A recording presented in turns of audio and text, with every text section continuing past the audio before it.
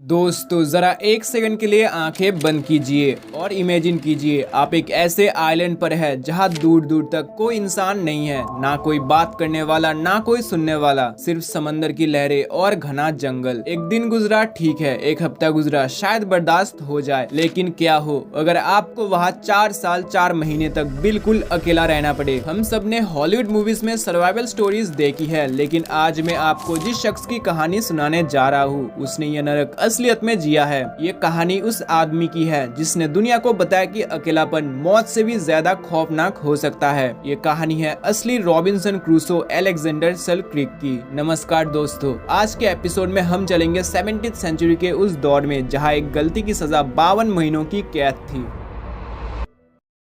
तो कहानी की शुरुआत होती है स्कॉटलैंड के एक छोटे ठंडे और निराश फिशिंग विलेज से जिसका नाम था लोअर लार्गो। साल था 1676। यहाँ हवाओं में नमक की महक थी और गलियों में शांति थी, लेकिन यहाँ पैदा हुए अलेक्जेंडर सेलक्रिक के अंदर शांति तो बिल्कुल ही नहीं थी। अलेक्जेंडर एक शू मेकर यानी मोची का बेटा था, लेकिन जूते बनाना उसकी किस्मत नहीं थी। वो बचपन से ही एक अलग मिट्टी का बना था। उसके अंदर गुस्सा कूट कूट कर भरा था। वो बेहद ही जिद्दी, गुस्सैल और लड़ाकू किस्म का लड़का था। गांव के लोग उसके साये से भी दूर रहते थे। चर्च में शोर मचाना, अपनी ही भाइयों को पीटना और यहाँ तक कि अपने बुजुर्ग पिता पर हाथ उठाना, ये सब उसके लिए आम बात बन चुकी थी। घर की 4 दीवारी उसे काटने को दौड़ती थी। उसे लगता था कि ये गांव एक पिंजरा है और वो इसमें कैद है। उसका दिल सिर्फ एक ही जगह लगता था, समंदर की लहरों के बीच। उसे लगता था कि समंदर उसे आजादी देगा, लेकिन उसे सपने में भी अंदाजा नहीं था कि जिस समंदर से वो इतना प्यार करता है वही समंदर एक दिन उसे दुनिया से काट कर फेंक देगा।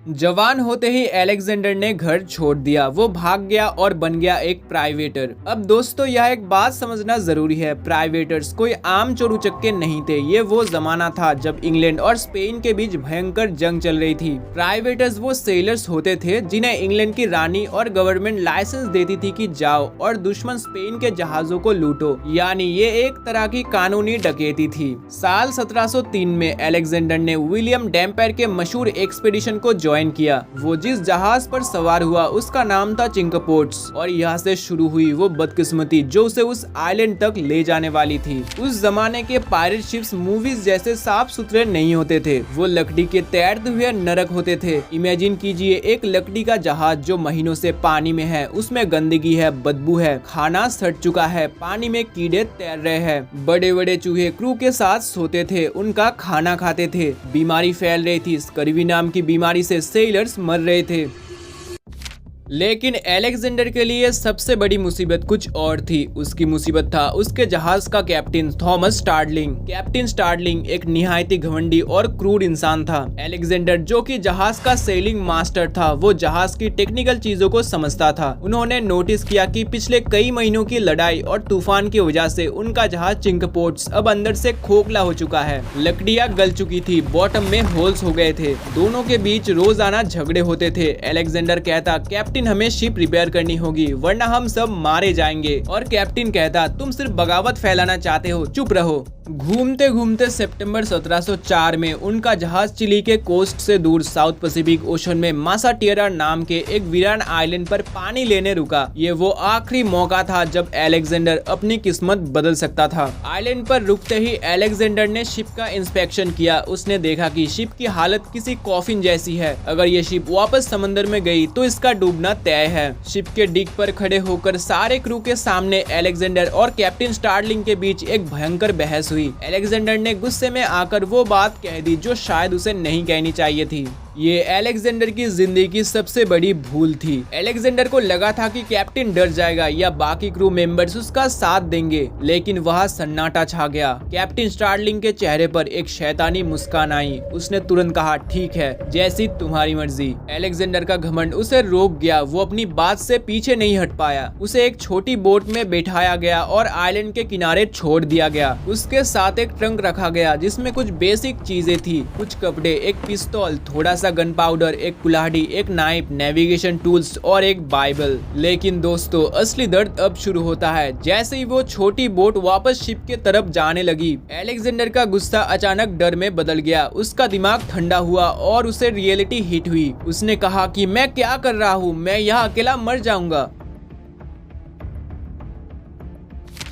वो पानी में भागा, छाती तक पानी में घुस गया। उसने हाथ फैलाकर चिल्लाया, कैप्टन मुझे माफ कर दो, मैं गुस्से में था, मुझे वापस ले चलो, प्लीज मुझे मत छोड़ो। लेकिन कैप्टन स्टार्लिंग ने मुड़कर भी नहीं देखा। डिक पर खड़े होकर वो सिर्फ मुस्कुराया। जहाज ने अपना लंगर उठाया और हवा के साथ आगे बढ़ गया। अलेक्जेंडर वही पानी में खड़ा रोता रहा, चीखता रहा। उसकी आंखों के सामने वो जहाज होराइजन में एक छोटा सा बिंदु बना और फिर गायब हो गया। अब वहाँ सिर्फ वो था, समंदर की लहरें थी और एक कभी ना खत्म होने वाला सन्नाटा। शुरुआत के 8 महीने दोस्तों अगर नरक कही है तो अलेक्जेंडर के लिए वो 8 महीने नरक थे। वो बीच पर ही बैठा रहता, उसकी नजरें सिर्फ समंदर पर टिकी रहती। वो हिलता तक नहीं था, इस उम्मीद में कि शायद कैप्टन मजाक कर रहे हो, शायद शिप वापस आ जाए। लेकिन शिप नहीं आई। दिन तो जैसे तैसे कट जाते, लेकिन रात उसकी सबसे बड़ी दुश्मन थी। जैसे ही सूरज ढलता, आइलैंड पर अजीब और डरावनी आवाजें आना शुरू हो जाती थी। हजारों की तादाद में सी लायंस बीच पर आते थे। उनकी आवाजें किसी राक्षस के चीखने जैसी होती थी। अलेक्जेंडर डर के मारे एक पेड़ के नीचे सिकुड़कर बैठा रहता था। वो सोता नहीं था, बस कांपता रहता था।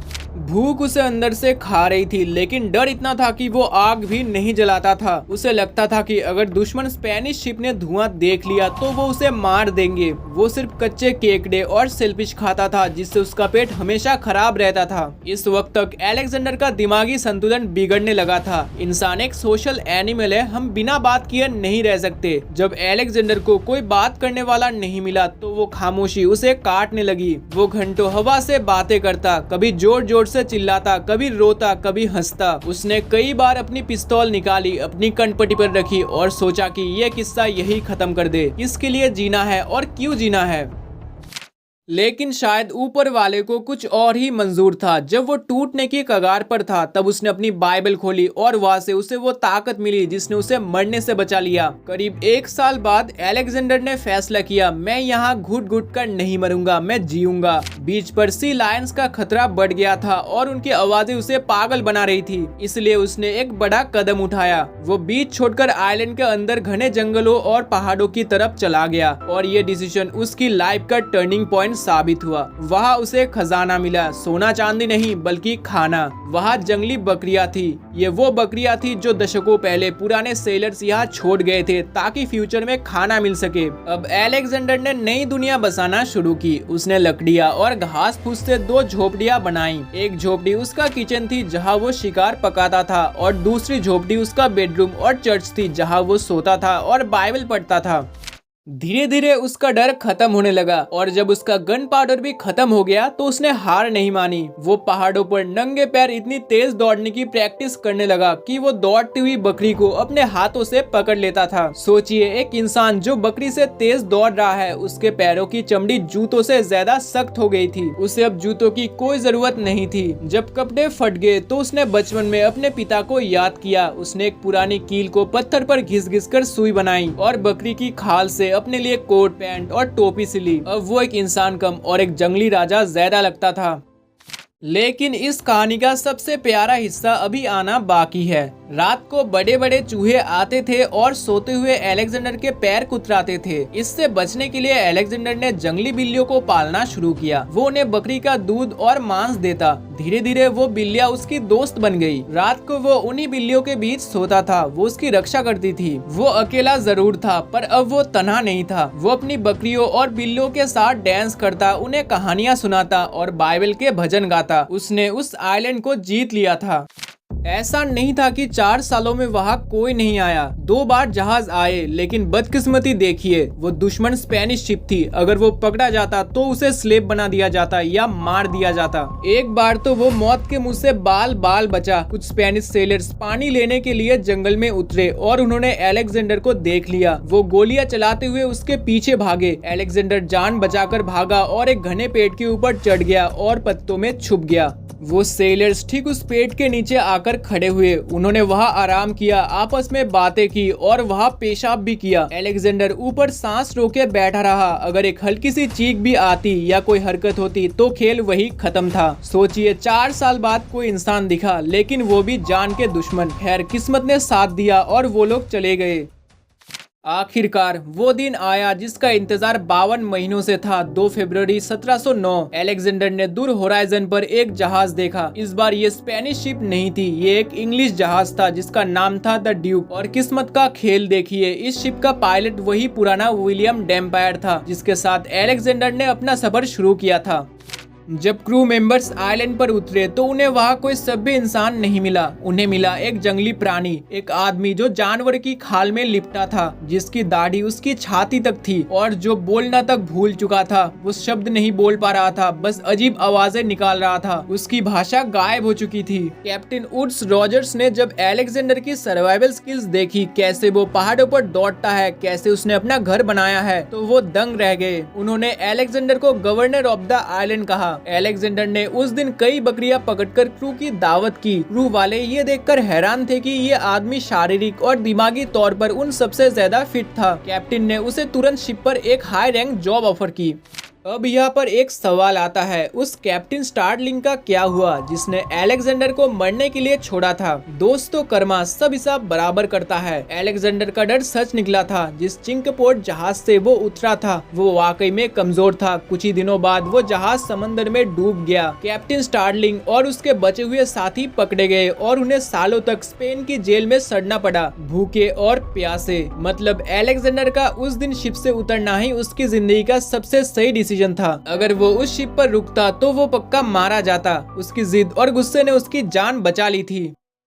रेस्क्यू होने के बाद अलेक्जेंडर ने कैप्टन रॉजर्स के साथ मिलकर और भी कई स्पेनिश शिप लूटे। जब वो 1711 में लंदन वापस आया तो वो एक बेहद अमीर आदमी था। उसकी कहानी अखबारों में छपी, वो सेलिब्रिटी बन गया। राइटर डैनियल डेफो ने उसकी कहानी सुनी और रॉबिन्सन क्रूसो लिख डाली। लेकिन सच ये है दोस्तों कि अलेक्जेंडर कभी वापस नॉर्मल नहीं हो पाया। शहर का शोर, लोगों का दिखावा और झूठ उसे पसंद नहीं आता था। वो महंगे कपड़े पहनने के बजाय अक्सर रोता था और कहता था, मैं उस आइलैंड पर हजारों लोगों का मालिक था, लेकिन यहाँ मैं कुछ भी नहीं हूँ, मुझे वही शांति चाहिए। कहते हैं कि उसने स्कॉटलैंड में अपने घर के गार्डन में एक गुफा खोदी थी। वो अपने नरम बिस्तर को छोड़कर अक्सर उस गुफा में जाकर सोता था, बस उस एहसास को जिंदा रखने के लिए जो उसे उस आइलैंड पर मिलता था। वो अमीर होकर भी उस अकेलापन को तरस रहा था। तो दोस्तों, ये थी कहानी अलेक्जेंडर सेल्क्रिक की। हमें लगता है कि अकेलापन एक सजा है, लेकिन अलेक्जेंडर ने दिखाया कि अगर इंसान चाहे तो वो अकेलापन को अपनी ताकत बना सकता है। जिंदा रहने की इच्छा से बड़ी कोई ताकत नहीं होती। उम्मीद है आज की ये गहरी और इमोशन से भरी हुई कहानी आपको पसंद आई होगी। अगर इस वीडियो ने आपकी दिल को छुआ है तो इसे लाइक जरूर करें, अपने दोस्तों के साथ शेयर करें ताकि वो भी जान सके रियल रॉबिन्सन क्रूसो को। और यहीं पर आज की वीडियो को एंड करते हैं।